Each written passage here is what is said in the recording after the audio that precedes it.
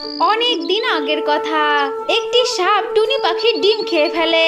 এই জন্য বনের রাজা সিংহ সেই সাপটাকে জঙ্গল থেকে চিরদিনের মতো তাড়িয়ে দেয়। এরপরে অনেকগুলো বছর কেটে যায়, আর ওই ইচ্ছাধারী নাগটা আরো শক্তিশালী রূপে ওই জঙ্গলের মধ্যেই ফিরে আসে।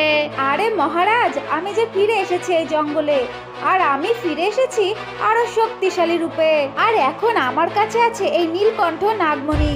এই নীলকণ্ঠ নাগমণির জোরে আমাকে কেউ হারাতে পারবে না। শুনে রাখুন মহারাজ, আমি আপনাকে আর আপনার এই জঙ্গলটাকে জ্বালিয়ে পুড়িয়ে শেষ করে দিতে এসেছি। আমাকে কেউ হারাতে পারবে না।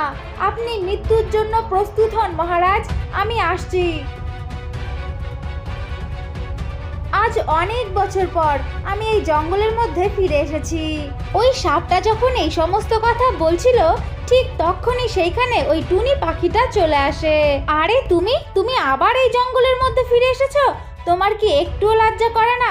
তোমাকে যে এই জঙ্গলের মহারাজ এই জঙ্গল থেকে তাড়িয়ে দিল, তারপরেও তুমি এলে? আরে পুচকে টুনি পাখি, তুই আবার আমার সামনে এসেছিস। তোর জন্যই আমার এই জঙ্গল ছেড়ে যেতে হয়েছিল। এখন তো তোকে আমি মেরেই ফেলবো। এই কথা বলে ওই সাপটা তার মুখ থেকে আগুন বের করে ওই পাখিটাকে সেইখানে মেরে ফেলে। ওই সাপটা যখন ওই পাখিটাকে আগুনে পুড়িয়ে মেরে ফেলে, ঠিক তখনই এই সমস্ত কিছু দূর থেকে একটা শেয়াল দেখে ফেলে।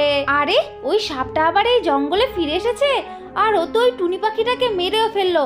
না, আমাকে এক্ষুনি যেতে হবে মহারাজের কাছে, আর গিয়ে সমস্ত ঘটনা খুলে বলতে হবে। এই কথা বলে শেয়ালটা সেই সিংহ মহারাজের কাছে চলে যায়। মহারাজ মহারাজ, একটা কথা বলার আছে। আমাদের জঙ্গলে যে সর্বনাশ হয়ে গেছে, সর্বনাশ। আরে শেয়াল, তুমি এভাবে হাঁপাচ্ছ কেন? হ্যাঁ, কি হয়েছে বলো আমাকে।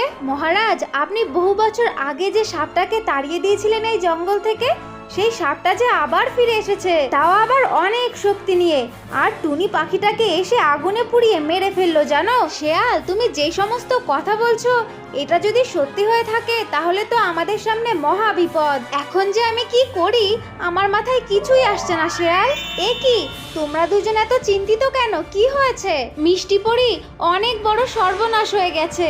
তাহলে শোনো, আমি বহু বছর আগে টুনি পাখির ডিম খাওয়ার অপরাধে যে সাপটাকে এই জঙ্গল থেকে বের করে দিয়েছিলাম, সে আবার এই জঙ্গলে ফিরে এসেছে, তাও নাকি আবার শক্তি নিয়ে, আর যাকেই পাচ্ছে তাকেই আগুন লাগিয়ে দিচ্ছে, আর জঙ্গলের গাছপালাগুলোতেও আগুন লাগিয়ে দিচ্ছে। ও আচ্ছা, এই ব্যাপার।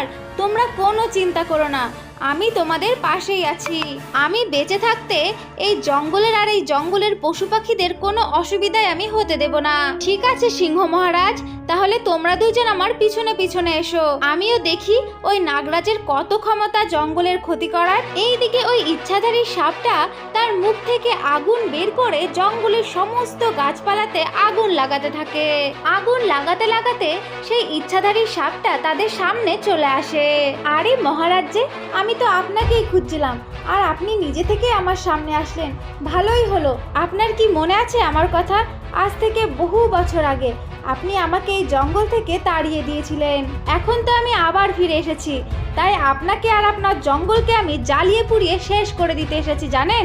আরে ইচ্ছাধারী নাগ, তুমি এত বড় বড় কথা বলো না। তোমার সামনে আমিও দাঁড়িয়ে আছি, দেখেছো তুমি?